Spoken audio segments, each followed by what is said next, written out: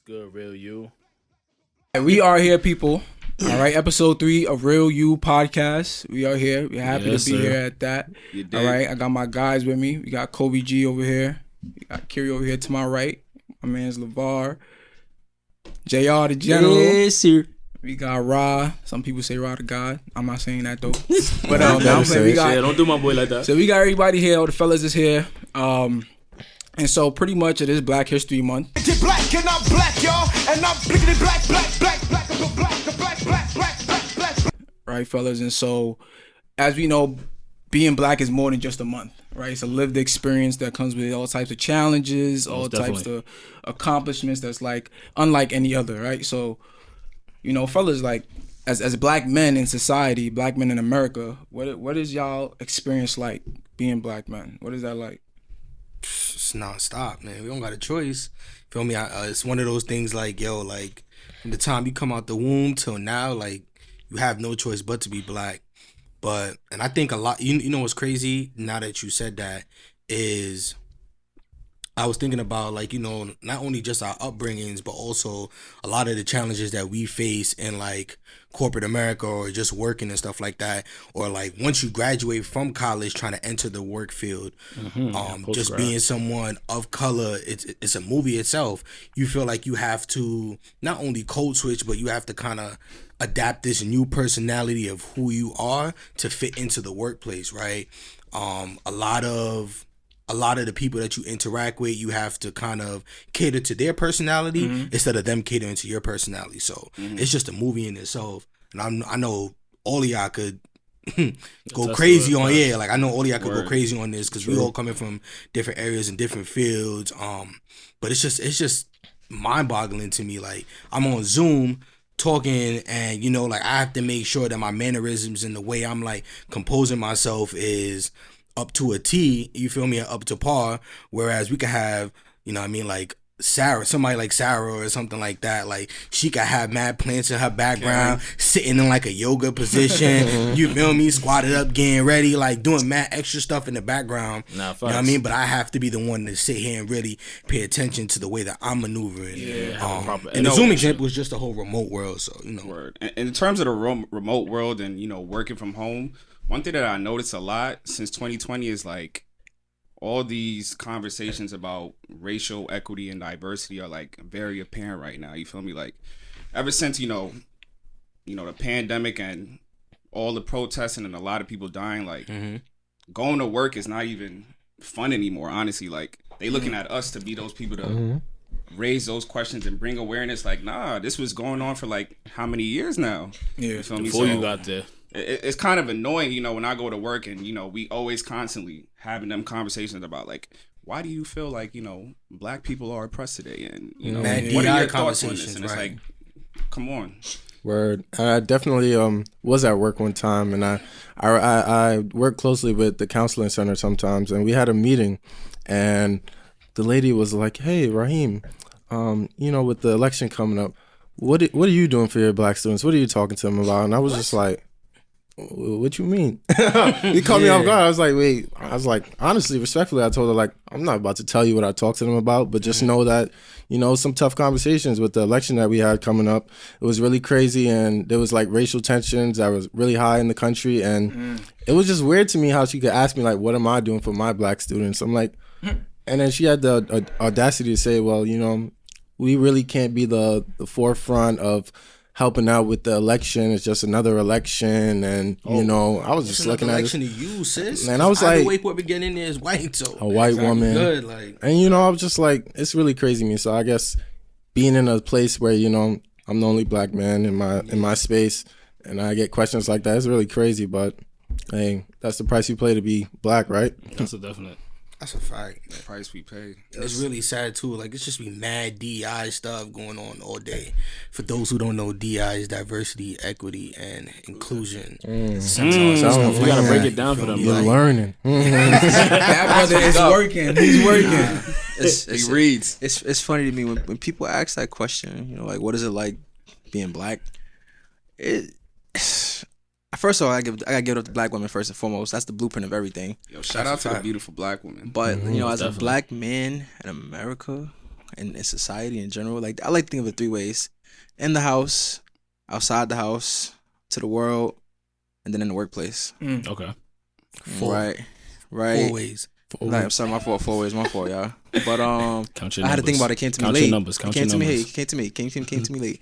When I'm thinking about, being black in the world, first and foremost, looked upon as a specimen. Yeah. Right. Everything is like a science experiment. So we dissecting it. Nah, in a sense, like you feel me, where everyone's looking at us like he's athletic. He has these features. Okay, I see what you're saying. physical thing, He's a physical thing. Oh my God, I want to even like women who aren't of color. I just want him around me. Like, it's like, all right, it's weird. It's points. Like I said, it's like a science experiment. And then you have coaches. Look at athletic coaches back in the day. They're looking like, oh yeah, that's the boy right there. That's the one right there. So everyone's always looking at us as some type of science experiment. That's annoying. And when we get into the workplace, let's talk about the workplace next. When we get into the workplace, it's a thing of, can he live up to it, or he's just another one of them. Right. And I think that's very tiring. Even being in the finance realm, first and foremost, it's definitely a thing of, is he gonna be another person that fails out of the business? Right. I compare myself to a lot of my Caucasian, Asian American, and Jewish American, colleagues, and a lot of things, gift wrapped in them. Yeah. Right. So when I go in there, the odds are already stacked against me. So they're looking at me like, hold on, how is he coming here performing, doing his thing, servicing his community, and the rest of them are struggling? Yeah. Right. So we're already, and that's society in general, where we're already looked down upon, where we're gonna go wrong, we're gonna do something wrong. So, it's funny, like now I'm actually, for Northwest Metro, I'm actually on the diversity and equity team and inclusion team, actually. So it's very interesting to me to see, for LeVar to bring that up, because like even now, like they're like, how is Haikari still surviving? How is he still doing such great work? How is he still performing at a high level? And now it's like, now I'm being looked at as a specimen. Now I have an office open up in Harlem. Right now, they're like, oh, now he can get in contact with more black people. Oh my God, let's do that. So Right. do you feel like it's standards they set for you to meet rather than the standards or the goals that you have set for yourself? It's kind of like, because we have this, and like, it sounds crazy, because we have this token piece, we know that we want him to be this visionary person for us. sure. But then it's just like, do you, like, what about what I want for myself? You Yeah. feel me? Like, do you feel like that's kind of like the position they're putting you in? You feel me?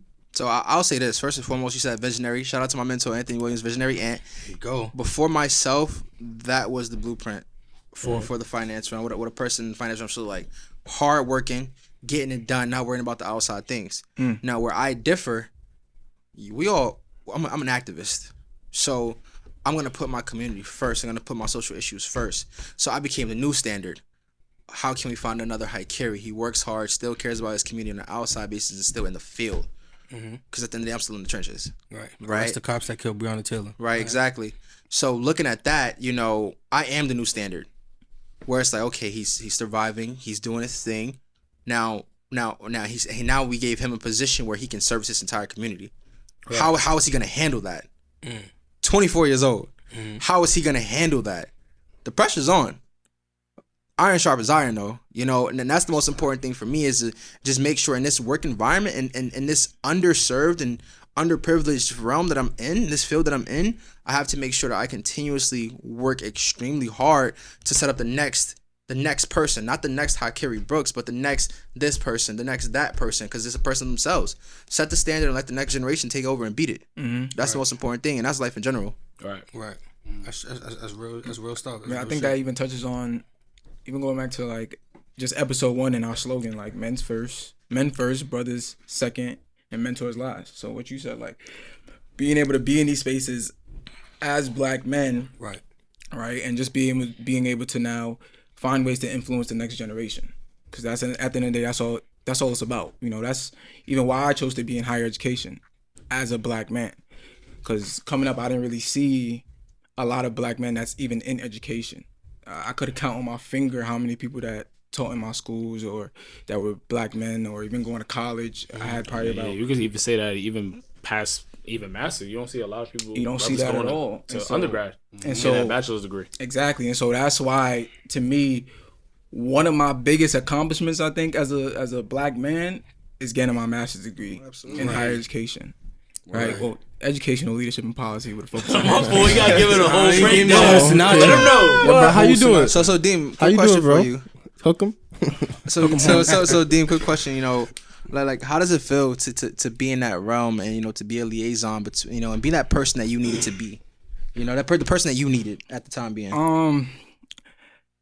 I think what I'm about to say touches on some of the stuff that y'all talked about as standing in that gap, right? Being what people were for me, as far as like, yes, the mentorship piece, but also being able to now connect with students, and specifically students of color, and being able to talk to them about the things that I've been through, share my experience with them, and hoping that they will learn from it, but also listening to their experiences, validating it, appreciating it, and then also now, how can I refer them to other resources that's gonna help them out in the long run, right? Paying it forward, right? And so, and before I used to really think about it, I used to be like, yo, why are they always looking to the black man? Kind of as y'all talked about, like, why are they always looking to the black man to lead these diversity inclusion talks, or to sit down with the student of color that's maybe having trouble, right? Because they feel like both people gonna relate to y'all. But then if you think about it, if you're the only one that's black in that space, who else gonna do it? Nobody. Right. You know what I'm saying? So that's a challenge that at the end of the day, that's what comes with being black, especially specifically a black man in education. That's what comes with it, where that's the challenge that you're now faced with, and you just gotta accept it. Right. And I think the biggest problem is the pressure. Like, no one wants to be pressured into being that person. You know what I'm saying? Like, let's say you have a timid personality where you're not that person that speaks out most. Like, you're that person that, you know, like in Zoom meetings, you may not be responding. You may not be as active in the chat, or just in regular meetings in general. now because you're black, you feel me? You're pressured into being that person. And I feel like that's where, like, a lot of, at least my problem comes from. Not in the system that I'm in or like the workplace that I'm in, but I could just see, like, overall being that individual who is a little bit quiet when it comes to the meeting segment. I could see that being something that's kind of frustrating.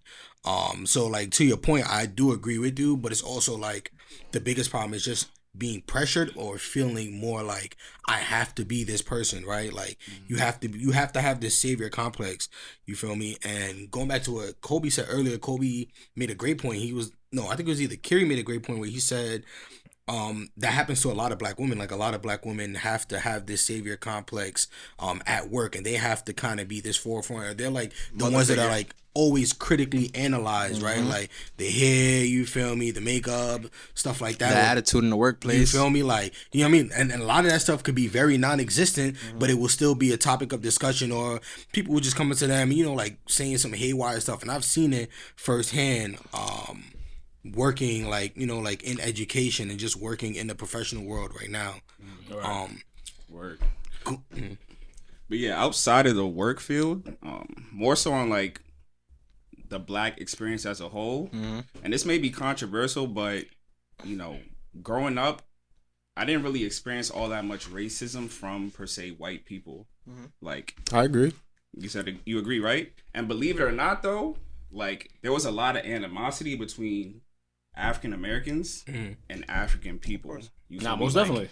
That was a whole movie growing up. I remember, like, in middle school, there's something as simple as going to the park. Like, niggas will know you African, and, you know, it's beef off rip. Like, you know, you'll just be fighting just cause, like, yo, I'm black, you black, I'm African, and it was so crazy to me because, like, we're still the same skin color. Like, right. If I get pulled over by police, he's not looking at you saying like, "Yo, you from this country, I'm from that country." Like, you're from Ghana. You still might go to jail. You feel me? So I got a quick question. Are you saying that's a form of racism? Not necessarily a form of racism, but prejudice. Okay. Facts, all right. Yeah. Being prejudiced. I'll say I'm afford to chime in on that.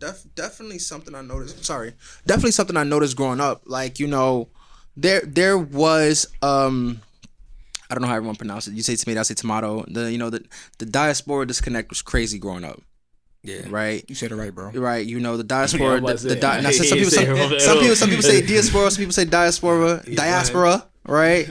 So you know, looking at it, I would say that, you know, the disconnect was there, and there was a lot of ignorance. That's what it was from both sides, right? You got the American kids in the hood. They don't know no better, and then you got the African parents telling their kids, don't go hang out with them American kids because they bad. Like, I'm not gonna lie, it was bad. The Caribbean parents was just as worse. Nah, Don't go hang out with them Yankees. I What? won't even lie. That's it. When I was growing up, Akata was crazy. I remember when I was really growing a up, crazy term. got a cut from the barber, boom. Hey, I seen a little ripper with barber say, yo, we'll get a do-rag and a brush, bro. Went and copped the do-rag. Pop said, yo, what are you doing with that? You trying to be like them dudes on the corner? Yep. I said, huh? I'm just trying to be Mind fly. you, my pops is fresh off the boat. Yeah, FOB. Straight from Nigeria. Yeah. So he's like, he's sitting there like, yo, he just see dudes chilling. Like, mind you, he learned later on. We grew up. He grew me like I could wear the do-rag as long as I don't wear it outside. Outside, like, yep. yeah. Yup. As long as I'm in Same the way. crib, he don't care. I wear it outside. He gonna be like, yo, what are you doing? You trying to be like? And I'm like, yo, who's them? I'm not one of them. Dad, I just want waves, Dad. Like, feel me? trying to Like, maintain- yo, my mother is cool because my mother seen the hair. She said wave spinning. She's just like, yeah, he's doing it probably X, Y, Z, doing it for the ladies or whatever. But my pops, he thought it was like, oh, That's you what trying I'm to be. He thought I where to? He thought I was trying to join a gang, Bro, be out here on the street. All over a do-rag. when did All over a do-rag do-rag. and gang banging become synonymous? And You I was feel me? like, they're not one and the same. Listen, look at it though. This is a lot a of culture. It's a the lot of the hairstyle. things, a lot of the things that we look at back in the day have really been associated with negative connotations. You know, so it's pretty tough, really. Like when you think about, you know, I don't like to think about how I view black men or black men or black women. I like to think about how society views them. Right. First off, everyone assumes that we're ignorant. I'm not allowed to speak like this 24/7 because my own people think I'm talking white instead of being proper. Right? You know, we Articulate all yourself, speak very well in this room. Right. And then when we go in certain places, you know, we have to code switch. Ooh. So I'm saying in general. I'm working in corporate America. I'm sorry, brother. So it's funny. It's funny. I look what you back saying, at right? You don't code switch at work? No, but I look back at my time in Buffalo, right? You know, shout out to Buffalo, never ducking low. But you know, that's what That's Drake the said. first I ever heard. That's what Drake said. That's what Drake said in the Run it song. back. Run it back. Drake said, "Shout out to Buffalo, never ducking low." When he shot out the radio station, that song on Scorpion. You talking about After Dark? Yeah, he said, "Shout out to Buffalo, never ducking low." You crazy? I ain't never heard this Google word Google lyrics, before. bro. Google lyrics. So I remember, you know, listen, being in finance, going from banking to actual financial planning has been a mission. So I remember working in banking. You know, my New York ass. You know, I'm for the South. You know, I'm a real Bronx guy. So I said dead ass in front of my white coworker. What happened? He was like, "Oh my God, you're really from New York?" Dead ass. What? Wait, you say straight same way? Dead ass. So I was like, wow. Like, it's just when you see the disconnect between us and Caucasian Americans, or especially, you know, Call them white, bro. White is white. Stop using that word. So I mean, listen, I could come up here and say honky, but then we'll get shut down. But They white people. when we talk, Podcast, when we're talking about a certain level of ignorance from the white community, they heard me say that and they were just so excited and thrilled. I was more in because I feel like I was tap dancing at that point because they were just making a mockery out of me at that point. Like he was like, dead ass, you know. So just seeing a disconnect, and you know, but then he started using the term regularly after that. So it's like Got comfortable. Swagger jacket. Got comfortable. culture vulture. That shows you that black people in general are literally just the blueprint of everything, right? And I say that because, and then this is what I get upset about the diaspora disconnect. Black Americans like dashikis. Caribbean Americans and African Americans Is that culture love appropriation? drip, right? Like we take things from each other all the time, and then we get mad and white people steal it from us. It's not they shit. Exactly. They're not So why Take you care. have I don't that want to. term? I don't want to log in on TikTok For and see sure. you shoking. But look, You feel me? but look. I don't see none of that. Listen, but at the end of the day, all that means, and this is kind of going off on a tangent. We have to unite at home first. Just because, you know, we on different stops of the slave ship, you know, we still getting looked at as one unit, regardless. Uniting is not the easiest thing to It's do. not. It's not. I agree. It's not. And that's generations of issues. And that's, look at us here today. That's We make jokes about each other, but at the end of the day, we know, like, no, But this is my guy. you got to think about how people grow up. Mm-hmm. I probably said in an episode before. I'll probably say in every episode, like the black experience is not one. It's unique. It's not universal. Like Kadeem and I, LeVar, we're all Jamaican, and I'm sure we all have different looks. Like there's probably similarities, but there's probably a whole bunch of Jamaicans versus uptown probably Jamaican. a whole bunch of differences. Kadeem is religious. I'm not. My mom is Christian. She eat beer pork. Like see, you feel me? pork too, But bro. see, Wisconsin, bro. Actually, I know do he pork. It's I know he some pork. business. I know But the my point mom is that we all look at things differently, and facts. black people as a whole. And I want to go back to Kadeem's comment about black people and people of color. That's a whole different thing for me too, because the experience is not fully the same. There's people of color, they're not really black. Yeah. So like when you talking about supporting students of color, I can't really say I could support all students of color. Like yes, they come from historically disadvantaged background, but I can't speak to their experience. I can more speak to the black experience. Doesn't mean I know it all, but it's not fully the same to me. Yo, and it's funny you said that, right? So, kind of different from everyone else. I grew up I feel like I grew up in 3 different stages, right? I grew up fresh off the boat, coming from Jamaica, moving into the Bronx, right? So I have that Caribbean disconnect with just living in the Bronx, you feel me? Then the second part of it is I went to school uptown, you feel me? So I'm kind of in like, and you know, like that's the early 2000s, mid 2000s. Like I'm kind of like in the middle of that. Like yo, like everyone is really in tune to their blackness. You feel me? Like I mean, like I'm kind of like my school's like kind of located in the hood, right? And then the third part of it is I went to high school in New Rochelle. So like it's funny, kind of like what Kadeem said and Kiri said. Like growing up, going through those 3 different stages, my first black teacher didn't come until high school. Right. And it's funny because I went to school in middle school and elementary school uptown in the Bronx. Right. And it's funny, there was this one dude in my class. You know what I mean? African dude. That's my son. Like, you know, like we be cool and all, but he grew up a different route than I did. Like he grew up way more privileged. You know what I mean? His parents were like doctors, X, Y, Z, whatever. I'm not gonna go too much into that because then people will be like, "Yo, I know you talking about." And I'm like, I'm not trying to get too crazy, but you know, like his upbringing was a little bit different, and then you can kind of see the trajectory, like in the way that not only the high school he went to, like he also went to an all-white high school, you feel me, and then like college, he also went to like you know like a Ivy League school, you feel me. So his crowd and area was a lot more white people, and that's just like the way that he grew up. Whereas me, like I went to an elementary school and middle school uptown, you feel me? Then I went to a high school in New Rochelle, you feel me? I was surrounded by white people. And then when I went into Buffalo, it's kind of where I got more in tune into my blackness and realized that like, yo, a lot of the things that were going on and I was experiencing in high school was a form of racism, you feel me? Like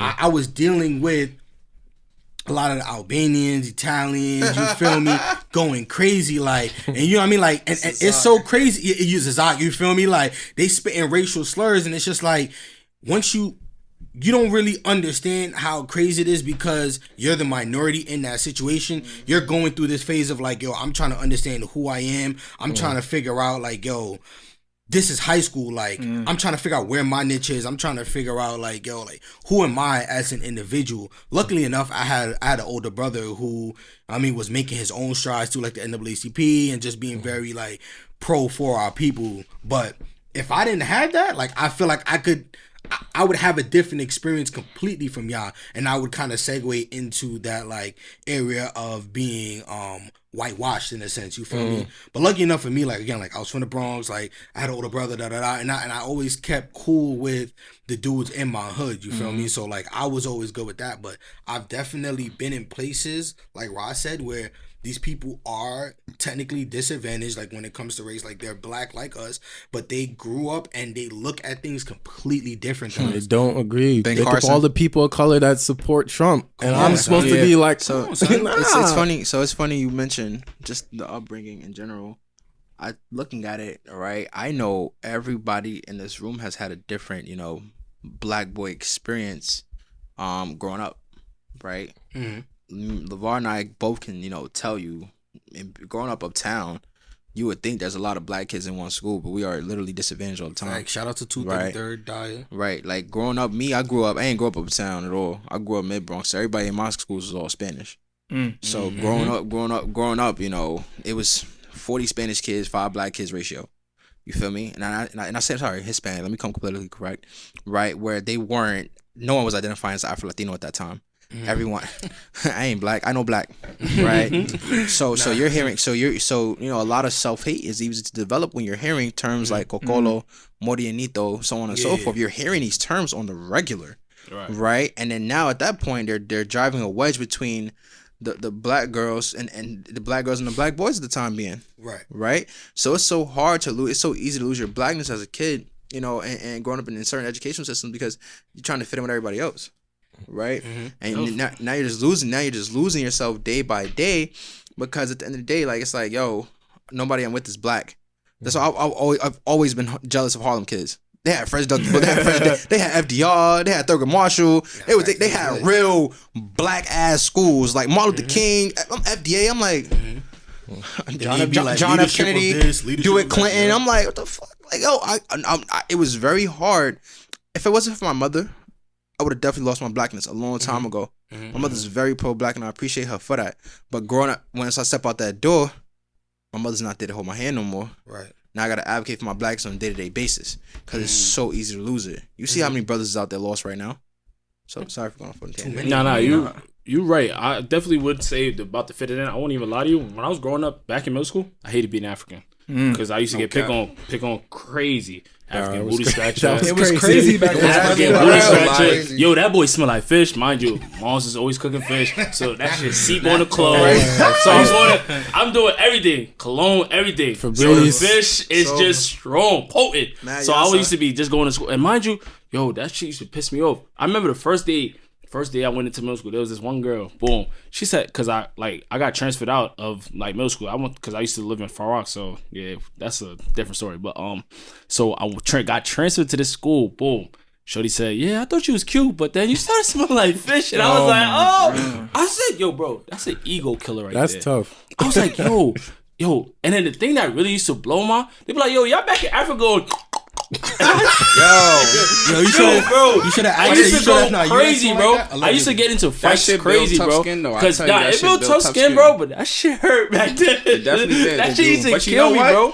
They love the Africans now, though. You see how everybody's embracing our cultures. I don't know, bro. Dudes want to go to Ghana in December. You know, I ain't gonna cap. I wanted to go. I don't know. Exactly. Like, and I love that now. You feel me? Like, that's don't get it twisted. Don't get it twisted. Back then, but now, because I remember, I think I showed almost all of y'all my crib back in Nigeria. Now niggas is like, damn, that's how you living in Nigeria. I'm like, yo, that's the only reason my pops came out here for. Same with like, yo, bro, opportunity, bro. That's why I say our experience is gonna be so much more different from our parents' experience, bro. No, we're all first generation. We're so different in general. Like we embrace each other all the time. Like it scares me to the point where it's like I'm gonna send my kids to the Kobe crib one week, send my kids to y'all kids one week. I'm gonna send them to Deem crib. They come back, shout out to dance. They will come back doing shoogie with. They gonna come back hungry, boy. It's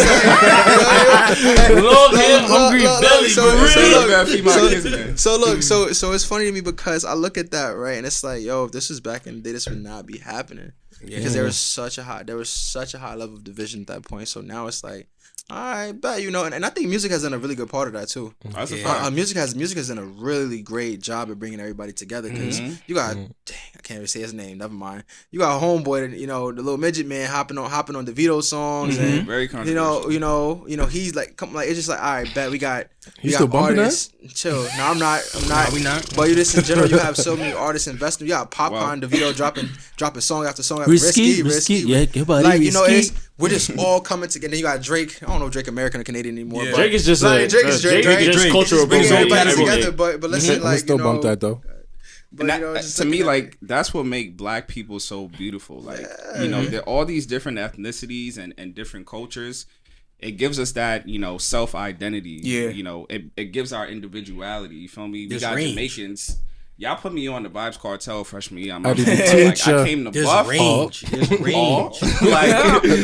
I was not really in tune with all this school. music. Like, and coming to we was Buffalo. going to bicycle. virginity, all of that. Team. All of that, I see bro. me all up. My Like, catalog is all popcorn. That shit is crazy to me. word. I love my Caribbeans. I love my Haitians. I love my Africans. Like black people. Let's stick together for real. But y'all talk about the division, and so like the division, people often forget that the division just didn't start with us though. Like it came from It's stem prior. exactly like there's a system in place that made it so that everybody has a division. Because growing up in school, literally, and I'm not gonna lie, I'm gonna say this here. I'm not trying to get canceled or nothing, and I admit my wrongs.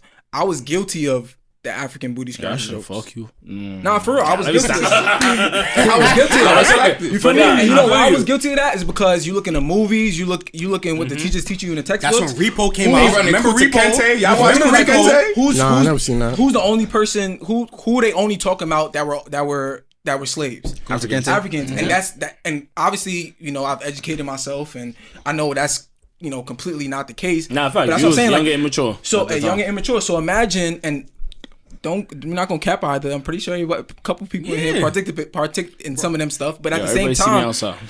but Everybody see me outside. but at after the this. same side though, That was crazy. All right, man. see me But outside at after the this. same side, but It at the was same crazy. time though, like this is what even taught within our school systems. Like this is what's taught to a million other kids to hate Africans or to look at Haitians a certain way. Yo, I remember for that sure. when the earthquake happened. Like, and I'm like, it's just so much stuff. So like as much as like we say like there's a division within the black community, like yes, we should be accountable. The black community should be accountable for that and be responsible and try to, you know, do better. But at the same time, like that came from somewhere. There's a whole system in place that made it so like, okay, we're gonna turn black people against each other. And one of our biggest issues now is being able to be unified. Right. Sure. And it's funny you say that too, right? Like, I thank God every day that I didn't grow up in the era my parents did, because the way like us as individuals and millenniums is so Millennials. MSED. There you go. MSED. My fault. I was watching Yu-Gi-Oh earlier. So, but we're way more progressive than our parents, right? The Yu-Gi-Oh one went over your head, right? It went over your head. It's funny. Feel me? I came with jokes today. Nah. But yeah, we're so more progressive than our parents. It's crazy. Like my first exposure to anything African related was, again, like the dude in my class in middle school growing up, but also Repo 3.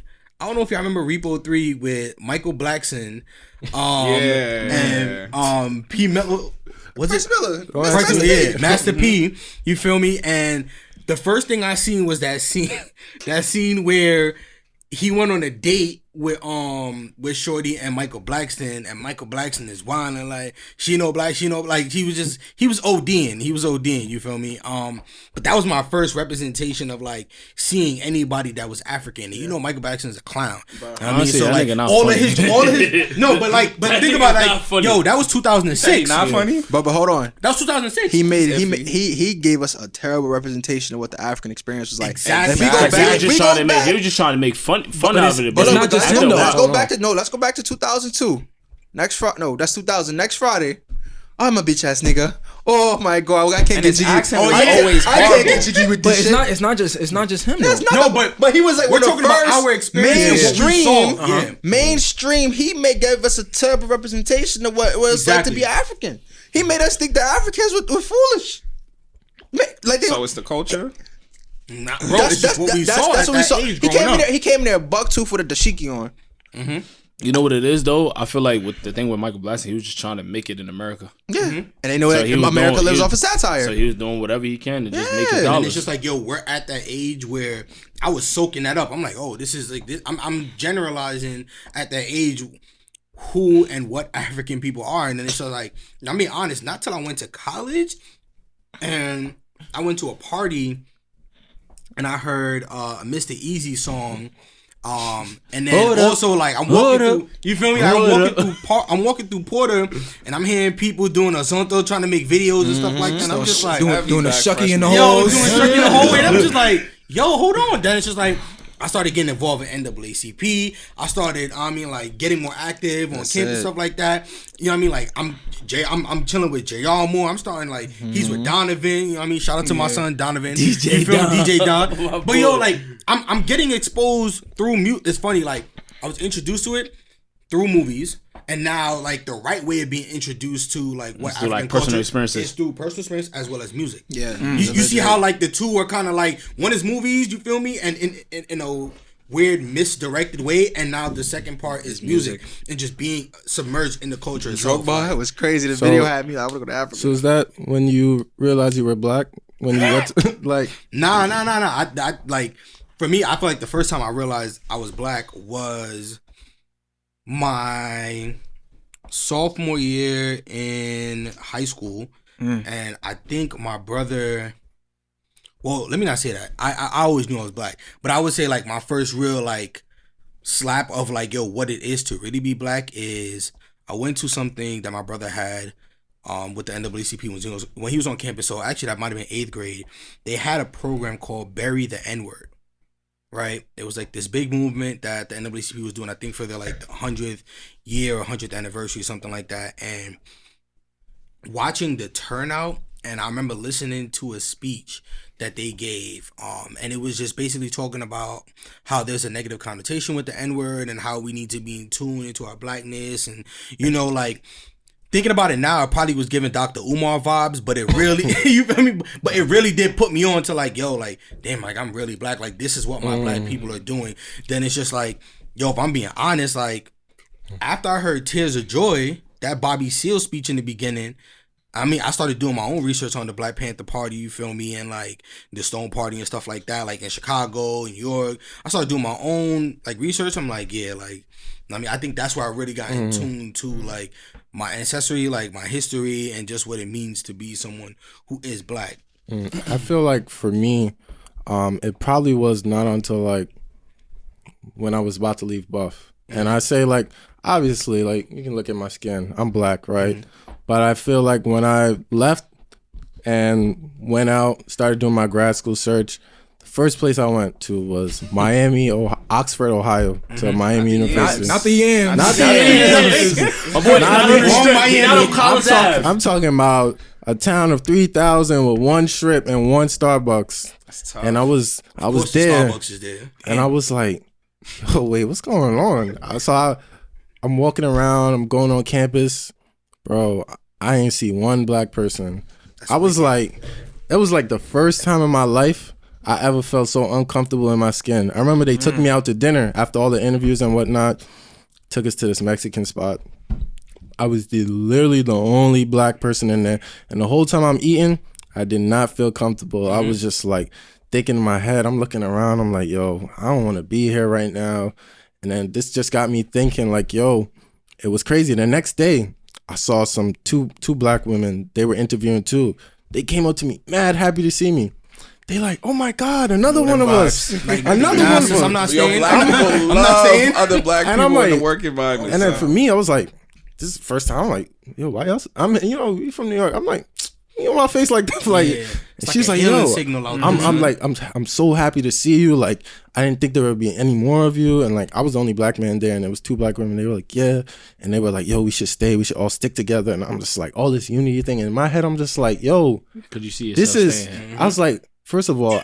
And I realized, long story short, I didn't stay there because I was like, I don't feel comfortable being here. And it made me start thinking about my racial identity, like as a black man. I'm like, yo, when I go to new spaces, when I go to spaces where people don't look like me, where, there's nobody that looks like me, no representation, nobody I can talk to. I already knew my mental health was going to be on a downward spiral. So that made me really realize like that was like, yo, okay, I'm really black. Like, Right. I had to get out my comfort zone because even when we went to Buff State, you got to think about it. Buff State's a commuter school.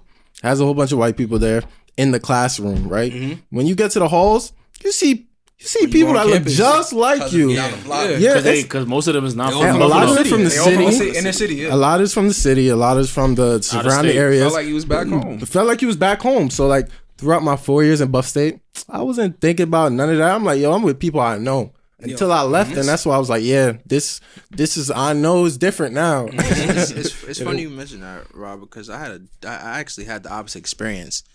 I'll be completely frank. I feel like I found the majority of my blackness when I got to college, and I say that because when I was surrounded by so many Asians, Albanians, Latino Americans throughout my childhood, like I said before, I was at a disadvantage. So when I got to college, I'm like, black people, real live black, like real black people that live in. Comes to find everybody from Brooklyn and Queens. A few people from Harlem. I was like, wow. So my black experience really developed in college moving forward, where I got to the working place, like, all right, now the minority again, but just I was so happy in college, and people talk down on my alma mater, Buff State. My real alma mater is Morgan State, by the way. But people talk so bad about Buffalo State. Yo, some people talk so bad about Buffalo State, but like for a lost person, that's a really good place to develop yourself and really indulge into your culture, because we had such a heavy emphasis on black because we were still the minority at Buffalo State. People don't know that. Like Raheem said, classrooms full of white people, dorms full of black people. On campus, we had the Pan African Student Organization, Black Active Minds, the NAACP, and of course ASO. And of course, we're looking across campus. Oh no, he's crazy. looking at the other side of Buffalo, where we had the prestigious University of Buffalo, right? We had BSU, right? We had ASA, and they were doing it up because they had more money than us, so they were doing it up. CSA too. Exactly. So we were going to their campus. I'm like, nah, like okay, where was this all my life? Comes to find out, it was in New York. I was been in the wrong borough my entire life. Yeah, so You know what it is? crazy Like, learning that. at Buff State, please cut the check. Student orgs kept Buff State alive and kept that sense of like higher learning. Like I learned so much more in GIs than I was learning in my class. Vote. Hold on. Vote yes for the mandatory student activity fee. Right? Yeah. Yo, I'm not gonna lie. I feel like that point in time where everybody was really in tune with their blackness and Buff State banded together was 2016. With the election, when Donald Trump was getting into office. Y'all remember, like, that's and when that was life probably changed. all of our first times being able to vote. There were watch parties. A lot of watch parties, and the Confederates was out in Buffalo. Oh yeah, They was not afraid to drive around, come on campus with their flags, but we banded together and we made sure that we kept the conversation going. We made sure that everybody went out and voted. You feel me? So, shout out to Buff State for that. Yo, it's crazy. Like before I even got to Buff, I remember the first thing I seen two videos. I seen Buff State frustrations. You feel me? Shout out to my son Taj, the Shadow. Then the second video I saw was the day Obama got elected on Buff State campus. And I've even heard stories from dudes that were older than us. They told me like, yo, the lights was off on campus. Campus went completely pitch black. Like dudes was going crazy and more all over the place. So it's just like, it's crazy hearing that, and then like going through the election process and like we're there for when Donald Trump becomes president. It's just like, damn, son, like I couldn't be born just a little earlier. Like, come on, son. Like, yo, I said that when it came down to even like back then when you mentioned Buff, I was like, yo, the Rough Buff picnic. Like I was like, yeah, movies. I was like, yo, movie. Where was I? Movie, and I was at all of them. Where are those high women school now? Lit, boy. You said what happened? Where are those beautiful black women now? I don't know. It's crazy. It's funny to me. Like it's always funny to me because looking at it, we recap a lot of good times, right? Word. So we know that the black experience is lit, but it's not always positive. So my question for you all is, what's the dark side of the black experience? I would say for me personally, probably the job side, like job aspect. Like I'm in the science field. I was working as a chemist. Yo, I was the only black person in the laboratory. Yeah. Mind you, I'm in deep Long Island. Yeah. I'm from Hollis. Come on. Going deep every morning. 8 a.m. I'm waking up, going over there. I'm like, damn. You done? I'm just sitting there like, yo, what's going on? Why am I doing this to myself? Because I was like, yo, it's weird. Like, because every day, I swear to you, they was looking for something for me just to fuck up. That's a fact. That's real. Just for me to mess up. And I'm just like, yo, I'm here grasping everything. I'm like, yo, I'm even taking notes home, taking notes with me to the crib to read when mind you, I don't even like doing that for jobs. Because I feel like, you're not paying me when I'm in the crib. When the clock stops, I'm just learning just to make sure next day I'm there. So I'm like, yo, he's grasping this a little too fast. Maybe we might have to cut. Maybe we might have to ease up off him just because like he's not gonna mess up or whatever. So I was just like, yeah, I'm doing. Because I remember it was just like there was this other black dude in the whole lab, but he was in the biochem department. I was in the chemistry department. So it was like, yo, we didn't see each other often. It was just like, yo, there was no exchanges of no, like I seen him probably like only time when I went to break. I'm on break. I'm like, yo, what's good, bro? Boom. They seen it and they was panicking because they thought he was trying to recruit. He was trying to recruit me to go to biochem. And I was just like, nah, because they shifts is crazy. Like I like my morning shifts and go about my day. I have my afternoons and whatnot. No, I feel you. I mean, like, and I think we could go on all like for days, but I mean, shout out to everyone that's listening. All right. We appreciate y'all for tuning in. We wish this episode was sponsored. Now let me stop. Like because it's Black History Month, we'll dive deep into Black Girl Magic For sure. McBride sisters. Shout out to the McBride sisters. Shout out to Black Girl Magic. It's so funny to me thinking about the dark side of it all because the workplace is one thing, but being in public is another. So like so Dean, like what's your experience like outside? Have you ever like experienced anything drastic, in terms of being a black man in America or outside the household? I mean, I feel like I haven't really experienced anything too drastic as far as like what we're seeing nationally, as far as police brutality against black people or black people getting wrongfully accused of things.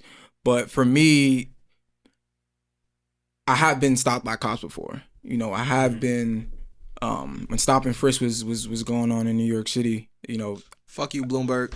Oh no, yeah, Bloomberg. I have dealt with that. Fuck you, Bloomberg. And so at the end of the day, for me, like being that I have dealt with that, and I will say like I didn't necessarily back then I didn't think of it as a bad interaction. It was just all right. I'm here and it's time to go.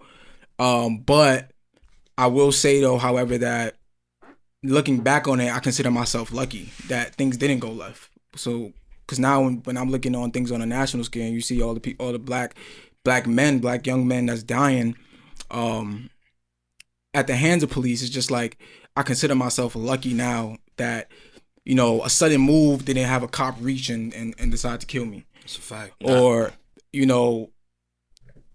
by the grace of God, a cop didn't stereotype me, or he probably was stereotyping me because he stopped me, but he didn't say, I don't want to hear it. I'm about to bring you in, right? Just because I'm black and I maybe have on a black hood and a black jacket, right? Mm-hmm. So that was kind of my experience, and when I look back on it, like I just consider myself lucky, but I still yearn, and it still kind of breaks my heart, and I'm pretty sure everybody else's heart when you now see on a larger scale what's really going on as we continue to educate ourselves and do things of that nature.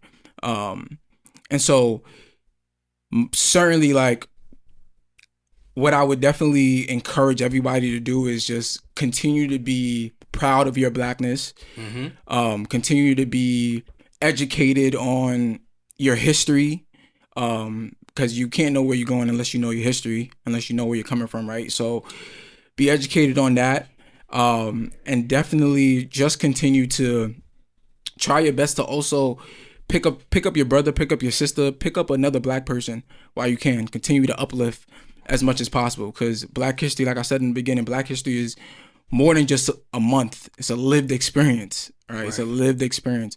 And so just continue to do that. And so definitely continue to check in with Real You Podcast. Subscribe on all platforms. Follow Apple Music, Spotify, all that. YouTube. Give us a 5-star rating. 5-star. Follow us on Instagram and Twitter. Follow us on Instagram and Twitter at Real You Podcast. Please comment and continue to engage on Twitter, on IG, and let us know your thoughts on Black History Month and your blackness, and let us know what your experience is like, because we would love to hear from it. Yeah, we want to hear like all your experiences in the workplace, personal life, anything like that. Now, I mean, like, yo, we not your therapist, but we'll listen. Also, when you're engaging with us, please use the hashtag The Real You Podcast. That's on Twitter. You know, we're gonna see that. Use that as a way to engage with all of you. Answer any questions you might have, saying, or maybe things that we ain't touch on, just so we could touch upon it on social media with you guys and have a little more get to know our followers. And whatnot. Exactly. And the best part about it all is that as a wrap up for Black History Month, this is actually the last week of Black History. So I just want to say I'm happy Bobby Shmurda is free.